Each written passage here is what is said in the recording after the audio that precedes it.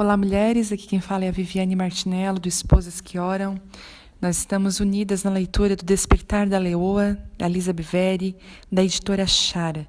Nós cremos que Deus tem, através dessa leitura, despertado muitas mulheres a cumprir o chamado que elas têm. Nós estamos hoje, então, no áudio 22. Vamos lá? É uma enorme injustiça despojar as crianças da sua inocência e escravizá-las à luxúria e à devassidão de um adulto. Como alguma de nós pode permanecer calada quando as vozes de tantas crianças foram silenciadas? Como podemos não clamar sobre esse assunto? Quantas vezes precisamos ouvir tudo o que é necessário para que o mal triunfe e que os homens de bem não façam nada?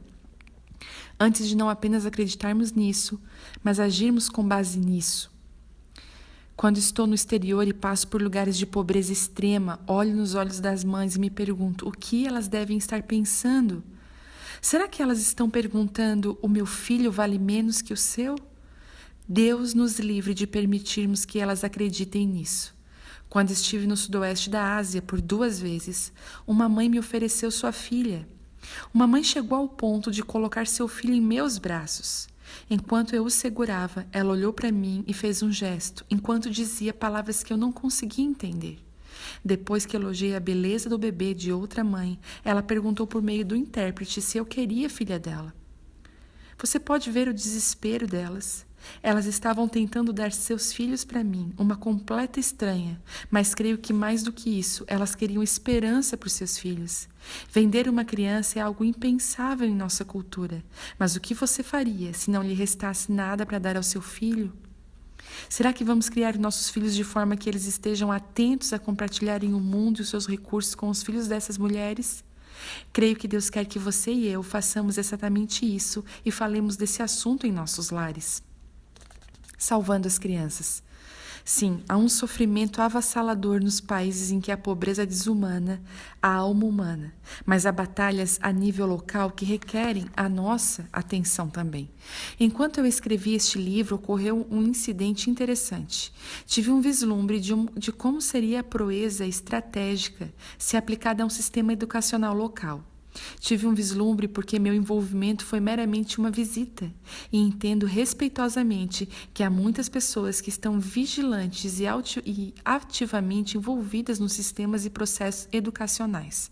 Agradeço a Deus pelos professores e administradores educacionais que trabalham incansavelmente para dar educação de qualidade com os orçamentos apertados. É por isso que há momentos em que eles precisam da nossa ajuda. Uma noite, em um dia da semana, meu filho mais novo, Arden, tinha uma leitura a fazer como dever de casa. Por estar muito cansado devido aos testes de basquete, ele perguntou se eu me importava em ler para ele. Ele estava com medo de adormecer e se tentasse fazer isso sozinho. O restante da família estava na sala, assistindo ruidosamente um jogo de futebol. Então escapamos para o meu quarto. Enquanto líamos, eu ficava cada vez mais alarmada com o conteúdo do livro. Havia uma série de ideias sobre o suicídio de adolescentes, vandalismos, abuso de cônjuges e filhos, violência, consumo de bebidas alcoólicas por menores de idade, alcoolismo, abandono parental e furtos em lojas. Quando eu pensava que as coisas não poderiam piorar, chegamos a uma passagem que a descrevi como uma cena sexual altamente censurável. Meu filho virou-se e disse: "Mamãe, não quero mais ler esse livro." Então me disse que havia outras passagens que eram igualmente ofensivas. O problema era que a leitura daquele livro era exigida aos meninos do 1º ano pela matéria de literatura. Decidi que iria telefonar para a escola pela manhã e solicitar que fosse designado outro livro para ser lido por Arden. Na manhã seguinte, quando falei com a professora, ela concordou que Arden podia ler um livro alternativo para essa tarefa. Desliguei pensando que estava tudo bem. Mas mais tarde naquele dia, algumas coisas aconteceram que me convenceram que eu precisava fazer mais. De acordo com a política da escola, devido ao seu material censurável, aquele livro exigia a permissão dos pais. Percebi que os outros pais não tinham ideia do que havia naquele livro. Afinal, a única razão pela qual eu estava ciente era porque eu tive que lê-lo para o meu filho. Sobre condições normais, eu também não saberia. Era certo que somente meu filho estivesse protegido contra o conteúdo dele? Como esse livro construiria as perspectivas sobre pornografia, sexo, pais, álcool, roubo, violência e suicídio para outros meninos da turma, sabendo que eu sabia, eu podia permanecer calada? Não era minha responsabilidade proteger as outras crianças e pais também? Escrevi um blog para conscientizar as pessoas sobre o conteúdo e consegui apoio para alertar a escola de que eu não estava sozinha. Em minha preocupação, em menos de 24 horas, mais de 500 pessoas, muitas delas educadores, responderam dizendo que também acharam o livro inadequado. Algumas eram mães que estavam ensinando seus filhos em casa e que disseram que esse tipo de coisa era exatamente o motivo pelo qual elas retiraram seus filhos da escola pública. Eu não estava questionando o direito de o autor escrever a sua história. Minha preocupação era que esse livro fosse exigido como leitura para crianças de 14 anos de idade. Esse livro defendia a pornografia. O tráfico sexual tem início com a pornografia. Imagens não saudáveis podem literalmente torcer a percepção que um jovem tem das mulheres, de maneiras inimagináveis. O livro em questão dava a ideia de que a pornografia, aliada à masturbação, era um comportamento normal para meninos de 14 anos. A pornografia tem o poder de criar uma mentalidade que subjuga e enlaça suas vítimas, homens e mulheres. Essa violação pode macular a interação sexual futura com misoginia, desligamento emocional, sexual, além de vício em sexo, coisas que preparam o caminho para o tráfico sexual.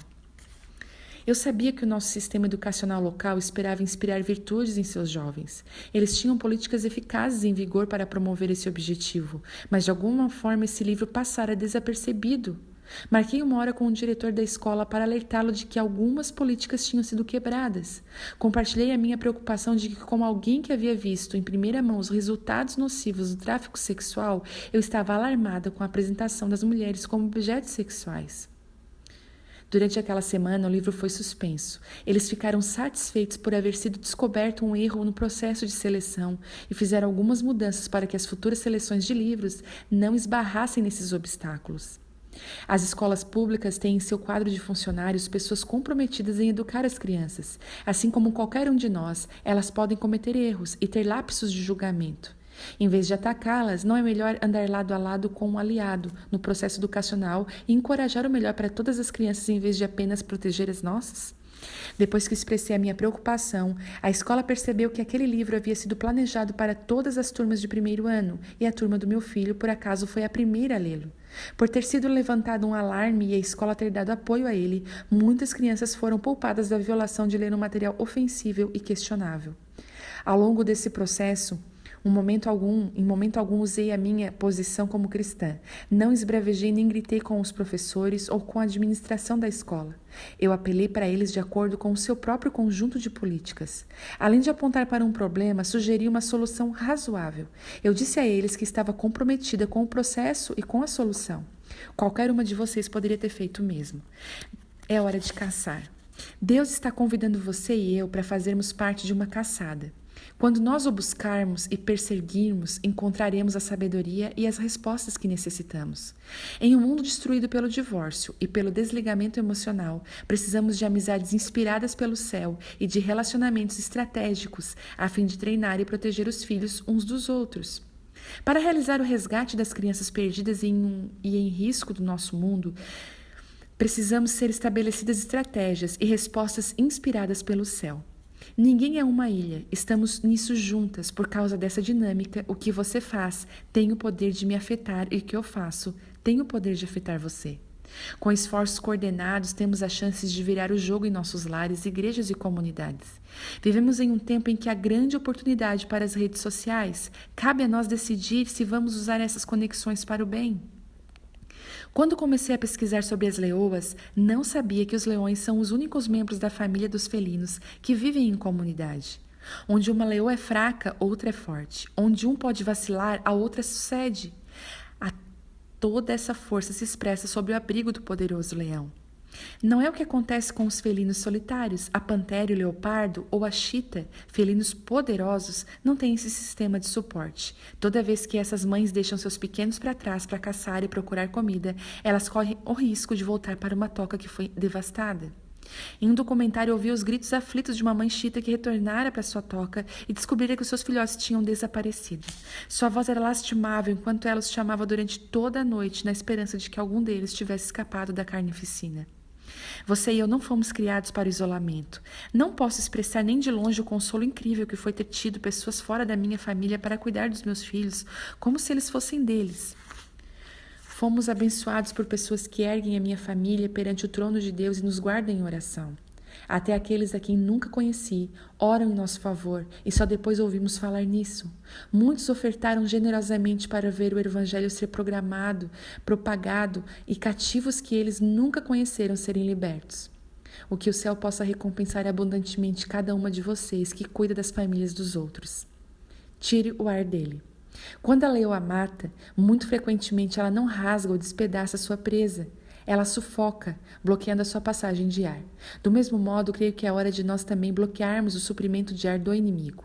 Uma maneira de fazer isso é parando de emprestar a ele o nosso fôlego. Muitas vezes damos muita coisa a ele para trabalhar. Deveríamos cortar a força dele não falando uns contra os outros. Em vez disso, usemos habilmente as nossas palavras para edificar, advertir, corrigir e encorajar. Nessa caçada, preciso de outras mulheres que entendam os meus pontos fortes e fortaleçam as minhas fraquezas. E você também. Para fazer isso, escolhi deliberadamente me cercar de pessoas que são fortes, em áreas nas quais eu sou fraca. É minha oração intensa que eu possa dar a essas minhas amigas a minha força nas áreas de fraqueza delas. Relacionamentos saudáveis e equilibrados são aqueles nos quais cada membro exerce uma contribuição. Que nenhuma de nós esteja contente com a segurança de nossos filhos apenas, mas em vez disso cresçamos no entendimento e na consciência de que todas as crianças desta terra são nossa responsabilidade. Que possamos ser cuidadosos para tirar todos os nossos filhos do caminho do perigo. Que nenhuma de nós imagine que a influência local não tem o potencial de exercer um impacto de longo alcance. Que nenhuma de nós acredite que o nosso papel é sem consequências. E que nenhuma de nós imagine que podemos conquistar o mundo sem ajuda. Permaneçam unidos com uma única forma de pensar, esforçando-se para levar o povo a confiar na mensagem, nas boas notícias, sem se acovardar ou se esquivar diante de alguma oposição. A coragem e a unidade de vocês mostrarão aos seus opositores o que virá pela frente. Derrota para eles, vitória para vocês e tudo por causa de Deus. Filipenses 1:27. Juntas podemos ser